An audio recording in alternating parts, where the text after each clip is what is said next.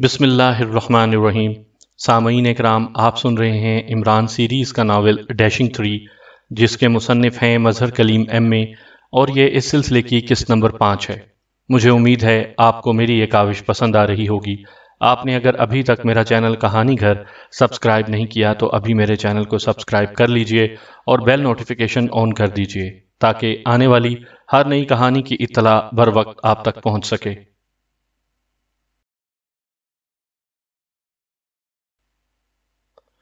سب سے پہلے D1 کو ہوش آیا۔ ہوش آتے ہی وہ تیزی سے اٹھ کھڑا ہوا، پھر اس نے جھنجھوڑ کر D2 اور D3 کو بھی ہوشیار کر دیا۔ یہ سب کچھ کیسے ہوا D1؟ یہ حملہ آور کون تھے؟ D2 نے ہوش میں آتے ہی کہا، معلوم نہیں، بہرحال وہ فارمولا لے گئے ہیں اور ہماری اب تک کی تمام محنت ضائع ہو گئی ہے۔ ہمیں ہر حال میں فوری طور پر وہ فارمولا واپس لینا ہے، D1 نے سنجیدہ لہجے میں کہا۔ اور پھر D3 سے مخاطب ہو کر کہا، D3 لیبارٹری میں جاؤ اور چیک کرو، اگر فوٹو پوائنٹس نے ان کے فوٹو لیے ہوں تو فوراً انہیں تیار کر کے لے آؤ تاکہ صحیح اندازہ ہو سکے کہ حملہ آور کون ہے۔ اور D3 اس بات میں سر ہلاتی ہوئی کمرے سے باہر نکل گئی۔ اس کا مطلب ہے معاملہ ابھی ختم نہیں ہوا، D2 نے کچھ سوچتے ہوئے کہا۔ معاملے اتنی جلدی ختم نہیں ہوا کرتے، بہرحال مجھ سے غلطی ہوئی، ہم اطمینان میں مارے گئے۔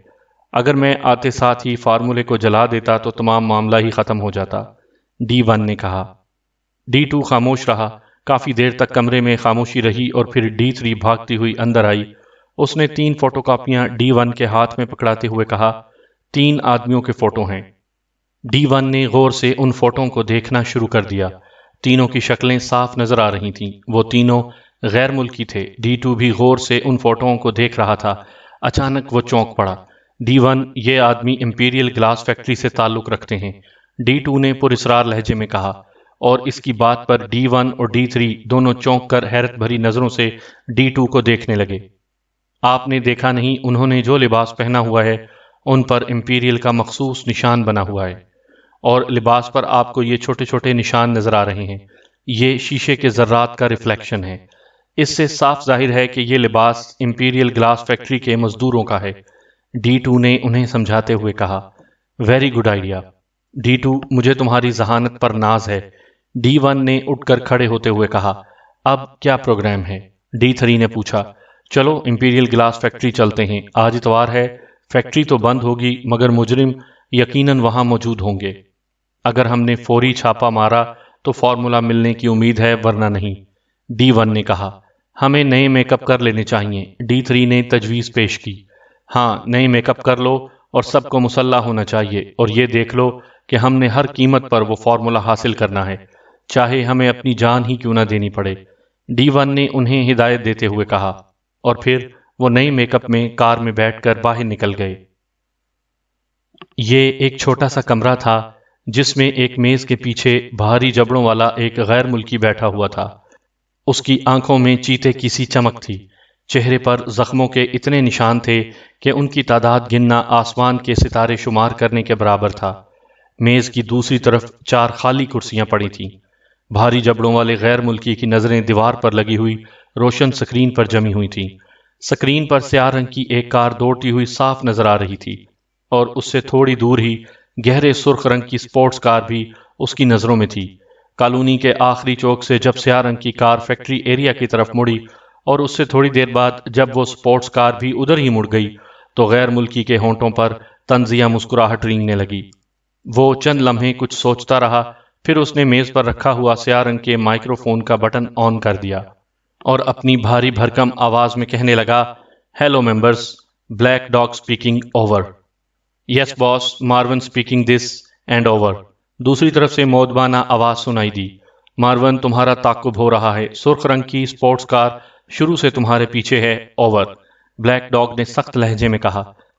یس سر، میں نے بھی ابھی اسے چیک کیا ہے، صرف آپ کی طرف سے کنفرمیشن کا انتظار تھا، اوور۔ دوسری طرف سے جواب ملا۔ تو سنو، راستے میں ایک ویران عمارت آتی ہے، کار اس کے اندر لے جانا اور خود اس کی چھوٹی دیوار سے پچھلی کار پر فائر کھول دینا، اوور۔ بلیک ڈاگ نے انہیں ہدایت دیتے ہوئے کہا۔ بہتر سر، اوور، مارون نے جواب دیا، over and all. Black dog نے کہا اور پھر بٹن آف کر دیا، اور پھر اس کی نظریں سکرین پر جم گئیں۔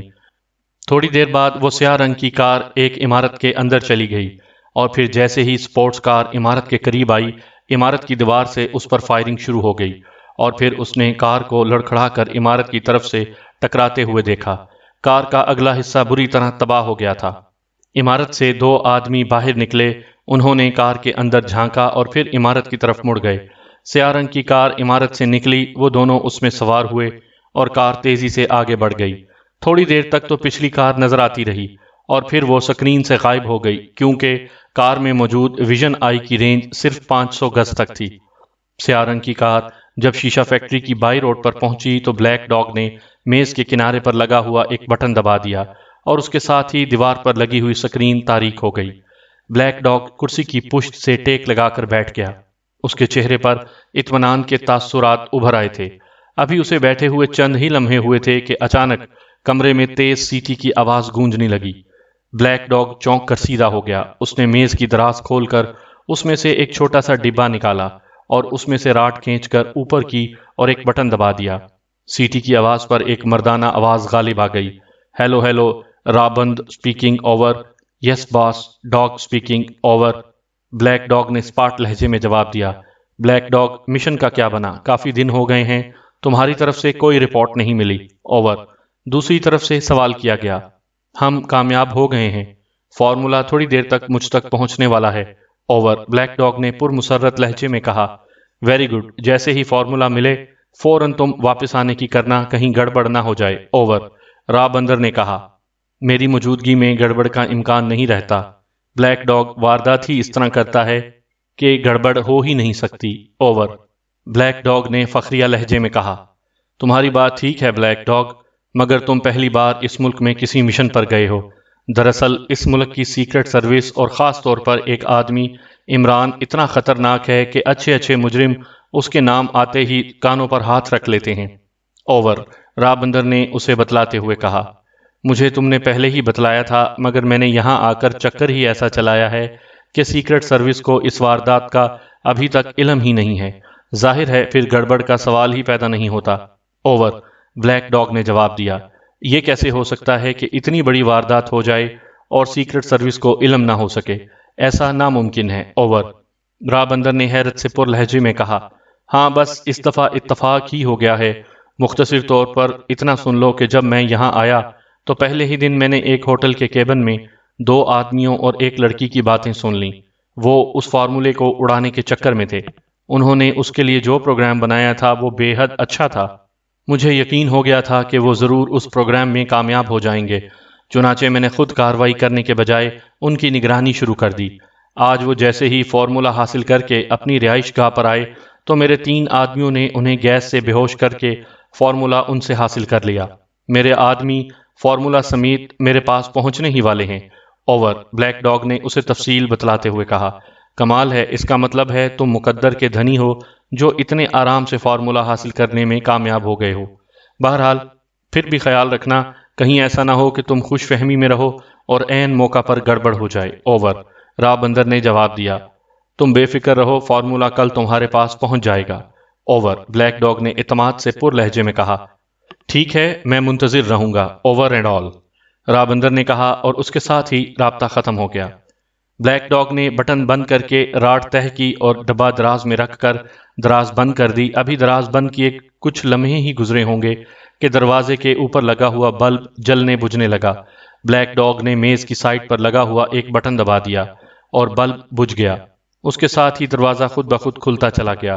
دروازہ کھلتے ہی 2 غیر ملکی اندر آ گئے۔ ان کے اندر آتے ہی دروازہ خود بخود بند ہو گیا۔ دونوں نے اندر آتے ہی سر جھکا کر بلیک ڈاگ کو سلام کیا اور پھر مؤدبانہ انداز میں کھڑے ہو گئے۔ فارمولا کہاں ہے؟ بلیک ڈاگ نے سخت لہجے میں پوچھا۔ ان میں سے ایک نے جیب میں ہاتھ ڈالا اور پھر ایک کاغذ نکال کر بلیک ڈاگ کے سامنے رکھ دیا۔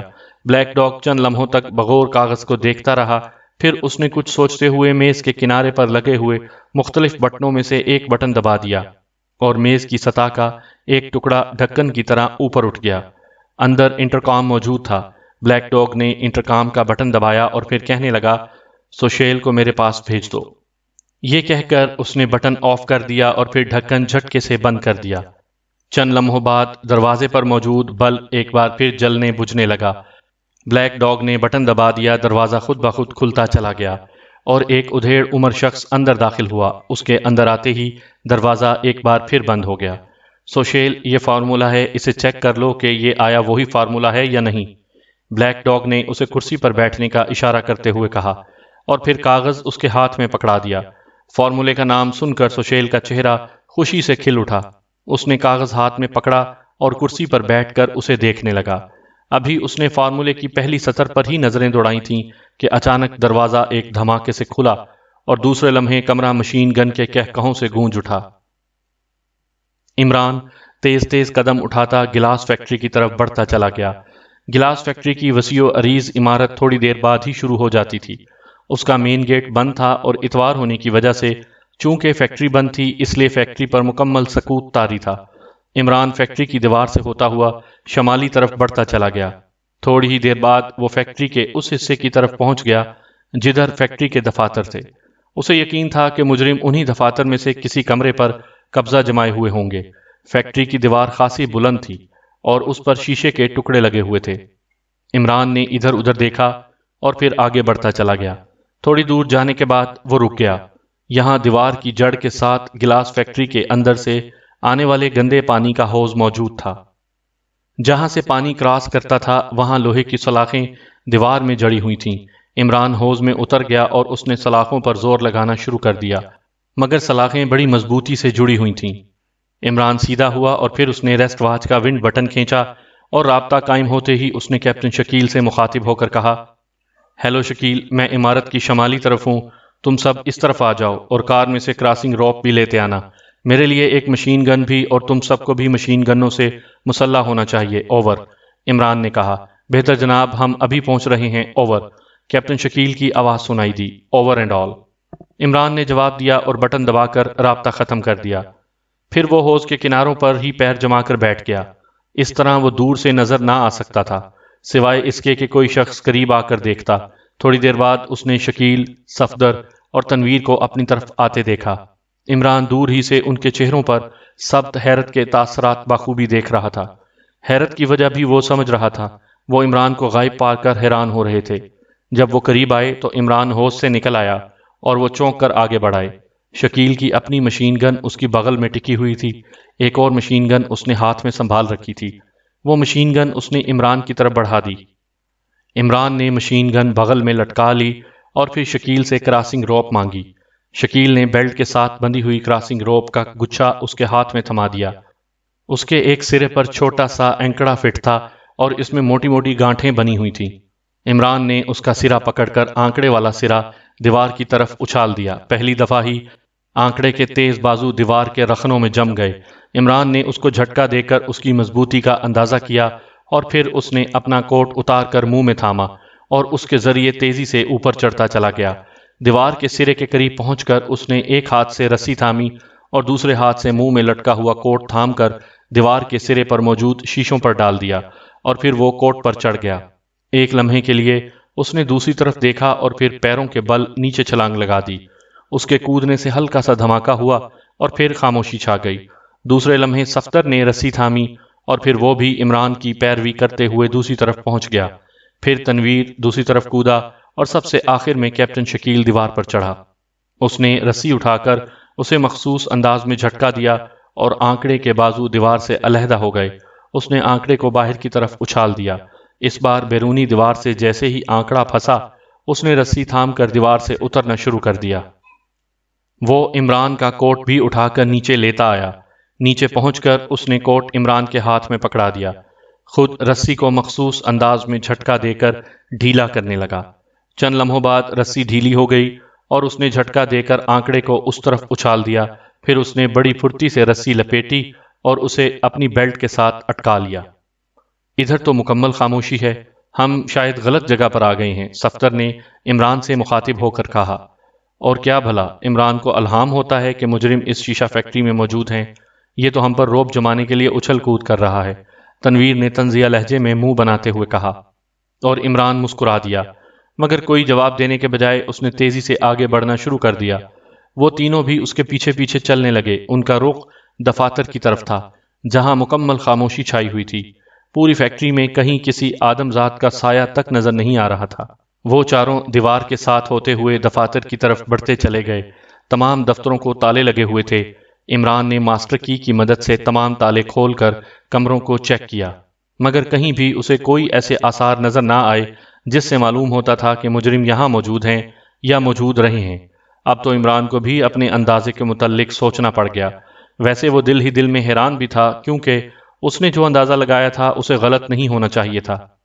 جب دیوار سے مجرم اس پر کودے تھے، اس نے ان کے لباس پر امپیریل کا نشان بخوبی دیکھ لیا تھا، اور پھر جب اسے ہوش آیا تھا تو اس نے اپنے لباس پر شیشے کے ذرات چمٹے ہوئے دیکھے تھے، اور پھر سیاہ رنگ کی کار جس طرف گئی تھی اس طرف صرف امپیریل گلاس فیکٹری ہی موجود تھی۔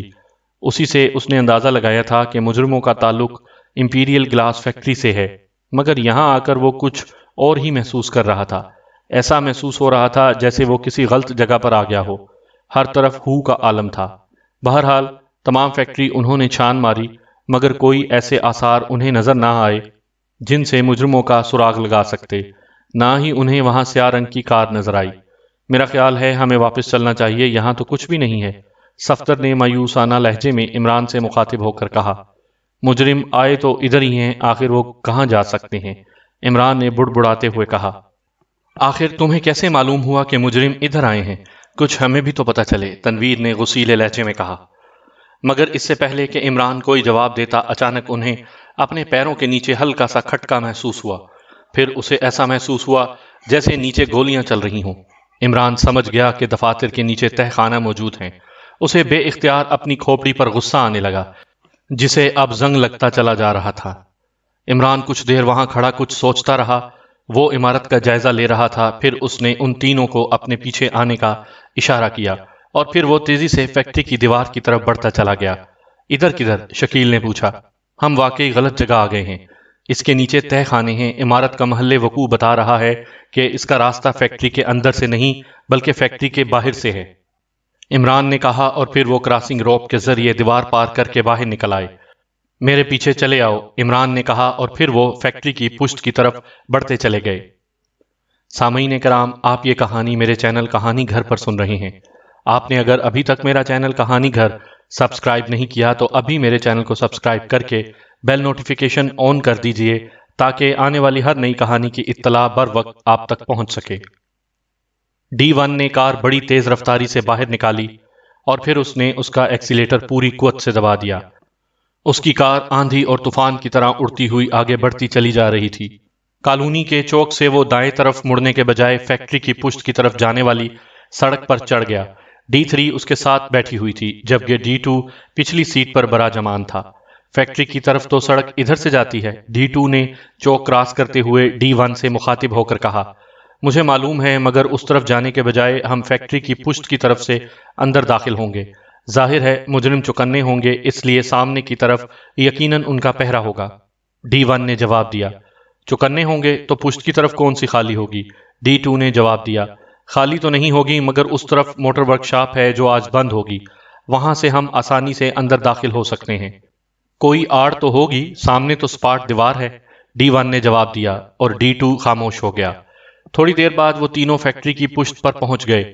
انہوں نے کار کو ایک اگلی گلی میں روکی، اور پھر وہ تینوں نیچے اتر کر عمارت کی طرف بڑھنے لگے۔ موٹر ورک شاپ میں کافی کاریں کھڑی تھیں۔ وہ تینوں ورک شاپ کی دیوار کود کر اندر داخل ہوئے، اور پھر D1 نے انہیں وہیں رکنے کا اشارہ کیا، اور خود کاروں کی آڑ لیتا ہوا آگے بڑھتا چلا گیا۔ جلد ہی وہ ورک شاپ کی عمارت کے دروازے کے قریب پہنچ گیا۔ یہ عمارت ایک کافی بڑی کمرے پر مشتمل تھی، جس کا دروازہ بند تھا۔ D1 نے ادھر ادھر دیکھا، اور پھر اس نے آگے بڑھ کر تیزی سے دروازے کو اندر کی طرف دبایا، مگر دروازہ لاکڈ تھا۔ اس نے پھرتی سے جیب میں ہاتھ ڈال کر ایک تار نکالی، اور دوسرے لمحے اس تار کے ذریعے وہ تالا کھول لینے میں کامیاب ہو گیا۔ اس نے دروازے کو دبا کر کھول دیا، اور پھر اچھل کر دروازے کے اندر داخل ہو گیا۔ اس کے اندر داخل ہوتے ہی D2 اور D3 بھی اندر آ گئے۔ یہ ایک خاصا بڑا کمرہ تھا جس میں ایک آفس کا فرنیچر موجود تھا۔ اب اس کمرے سے دوسری طرف کیسے جائیں گے؟ D3 نے D1 سے مخاطب ہو کر پوچھا۔ ابھی دیکھتی جاؤ، میں پورے انتظام کر کے آیا ہوں، D1 نے کہا، اور پھر اس نے جیب میں ہاتھ ڈال کر برمے نما ایک چھوٹا سا آلہ نکالا۔ آلے کی نال کے ساتھ ایک چھوٹا سا ڈبہ فٹ تھا، D1 نے ڈبے کے کونے میں لگا ہوا ایک بٹن دبایا اور برمے کی نال سے فولاد کی ریتی نما ایک باریک تار باہر نکلی اور تیزی سے گھومنے لگی۔ D1 وہ برما لیے اس دیوار کی طرف بڑھ گیا جو فیکٹری اور ورکشاپ کی مشترکہ دیوار تھی۔ اس نے تار کے سرے کو دیوار کے ساتھ لگا لیا۔ دوسرے لمحے زائیں زائیں کی آواز ہوئی اور وہ فولادی تار سیمٹ کی مضبوط دیوار کے اندر گھستی چلی گئی۔ D1 نے ہاتھ کو آہستہ سے نیچے حرکت دی اور تار نے سیمٹ کے بلاکس کو اس طرح کاٹنا شروع کر دیا جیسے صابن کو تار کاٹتی ہے، مگر ابھی اس نے دیوار کو چند انچ ہی کاٹا ہوگا کہ اچانک کمرے کے ایک کونے میں ہلکا سا کھٹکا ہوا اور D1 نے پھرتی سے آلے کے بٹن کو بند کر دیا اور پھر وہ تینوں سانپ کی تیزی سے فرنیچر کی آڑ میں ہو گئے۔ ایک لمحے بعد اس کونے سے فرش کا ایک ٹکڑا خود بخود اپنی جگہ سے ہٹتا چلا گیا۔ اب وہاں سے نیچے جاتی ہوئی سیڑھیاں صاف نظر آ رہی تھیں۔ چند لمحوں بعد ایک آدمی کا سر فرش سے باہر ابھرا اور پھر آہستہ آہستہ وہ باہر فرش پر چڑھ آیا۔ اس کے ہاتھ میں ایک سٹین گن موجود تھی۔ وہ تیز تیز قدم اٹھاتا دروازے کی طرف بڑھا اور پھر دروازہ کھول کر باہر نکل گیا۔ اس کے باہر جاتے ہی D1 پنجوں کے بل تیزی سے آگے بڑھا اور پھر سیڑھیاں اترتا چلا گیا۔ D2 اور D3 نے بھی اس کی پیروی کی اور جب D3 سیڑھیوں پر نیچے اتری اسی لمحے اسے دروازہ ایک بار پھر کھلنے کی آواز سنائی دی، مگر اس کا سر اس وقت فرش سے نیچے تھا۔ وہ تینوں بڑی احتیاط سے سیڑھیاں اترتے ہوئے نیچے گئے۔ سیڑھیوں کے اختتام پر ایک دروازہ تھا جس میں موجود ایک درز سے صاف معلوم ہو رہا تھا کہ وہ کھلا ہوا ہے۔ D1 نے دروازے کو دبایا اور پھر تیزی سے دروازہ کھول کر دوسری طرف رینگ گیا۔ یہ ایک خاصی بڑی گیلری تھی۔ جیسے ہی D2 کے بعد D3 دروازے کے اندر آئی، D1 نے انہیں سائیڈ میں چھپ کر کھڑا ہونے کا اشارہ کیا اور خود بھی دروازے کی اوٹ میں کھڑا ہو گیا۔ انہیں اس آدمی کے سیڑھیاں اترنے کی چاپ صاف سنائی دے رہی تھی۔ پھر جب وہ آدمی دروازہ کھول کر اندر داخل ہوا، D1 نے اچانک اس پر جھپٹا مارا اور پھر اس سے پہلے کہ وہ سنبھلتا، D1 ایک ہاتھ اس کے منہ پر، دوسرا بازو اس کی گردن میں حائل کر چکا تھا۔ D1 نے بازو کو زور سے جھٹکا دیا اور جدوجہد کی کوشش کرتے ہوئے آدمی نے یکدم جدوجہد ختم کر دی۔ اس کی گردن کی ہڈی ایک تڑاخے سے ٹوٹ چکی تھی۔ D1 نے بڑی پھرتی سے اسے ایک طرف لٹا دیا اور پھر ان دونوں کو پیچھے آنے کا اشارہ کرتے ہوئے آگے بڑھ گیا۔ گیلری کے اختتام پر ایک اور دروازہ تھا۔ D1 نے بڑی آسانی سے وہ دروازہ کھول دیا اور پھر ایک لمحے کے لیے اندر جھانکا۔ یہ ایک چھوٹا سا برآمدہ تھا جس میں کمروں کے 3 دروازے تھے۔ برآمدے میں ایک بھی فرد موجود نہیں تھا۔ وہ تینوں تیزی سے رینگتے ہوئے اس برآمدے میں آ گئے اور پھر دیوار کے ساتھ ساتھ پنجوں کے بل چلتے ہوئے آگے بڑھنے لگے۔ ابھی انہوں نے چند ہی قدم اٹھائے تھے کہ اچانک گیلری کا سب سے آخری دروازہ کھلا اور ایک ادھیڑ عمر کا آدمی اس میں سے نکل کر تیزی سے ان کی طرف آنے لگا۔ اس کے انداز سے یوں محسوس ہوتا تھا جیسے اسے بے حد جلدی ہو۔ وہ تینوں دیوار کے ساتھ چمٹے ہوئے تھے۔ برآمدے کے آخری کونے میں ایک چھوٹا سا بلب موجود تھا، مگر اس کی روشنی خاصی کمزور تھی۔ ادھر ان تینوں نے سیاہ رنگ کے لباس پہنے ہوئے تھے، اس لیے برآمدے میں ان کی موجودگی بطور خاص دیکھنے کے علاوہ محسوس نہیں ہوتی تھی، مگر اس کے باوجود وہ اس آدمی سے نپٹنے کے لیے پوری طرح تیار تھے۔ مگر وہ آدمی آگے آنے کے بجائے قریب ہی ایک دروازے کے سامنے رک گیا۔ اس نے دروازے کے کونے کی طرف اپنا ہاتھ بڑھا کر ایک جگہ کو انگلی سے دبایا اور پھر رک گیا۔ چند لمحوں بعد وہ دروازہ کھل گیا اور وہ اندر داخل ہو گیا۔ اس کے اندر جاتے ہی دروازہ خود بخود بند ہو گیا۔ دروازہ بند ہوتے ہی D1 تیزی سے آگے بڑھا۔ باقی دو نے اس کی پیروی کی اور D1 اس دروازے کے سامنے جا کر رک گیا۔ اس نے دروازے کے ساتھ اپنے کان لگا دیے۔ دوسرے لمحے وہ چونک کر سیدھا ہو گیا کیونکہ دوسری طرف سے اسے لفظ فارمولا سنائی دیا تھا۔ اس نے ان دونوں کو مخصوص انداز میں اشارہ کیا اور پھر ان دونوں نے اپنی مشین گنیں سیدھی کر لیں۔ D1 تیزی سے پیچھے ہٹا اور پھر پوری قوت سے آگے بڑھ کر اس نے اپنے کاندھے سے دروازے کو ٹکر ماری اور دروازہ ایک ہی دھکے سے دھماکے کے ساتھ کھلتا چلا گیا۔ دروازہ کھلتے ہی تینوں اچھل کر کمرے میں داخل ہوئے اور پھر سب سے پہلے D2 کی مشین گن نے کہکا لگایا اور گولیاں سیدھا سشیل کے جسم میں ترازو ہو گئیں۔ بلیک ڈاگ بے حد پھرتیلا نکلا۔ جیسے ہی دروازہ دھماکے سے کھلا، وہ جھٹکا کھا کر میز کے نیچے ہو گیا اور گولیاں میز کے اوپر سے گزرتی چلی گئیں۔ دوسرے لمحے اس نے پوری قوت سے میز ان کے اوپر اچھال دی۔ اس کے ساتھ ہی کمرے میں موجود مارون اور اس کا ساتھی بھی ان تینوں پر ٹوٹ پڑے۔ D2 تو میز سے ٹکرا کر نیچے گر پڑا، جبکہ D1 کو مارون اور اس کے ساتھی نے چھاپ لیا۔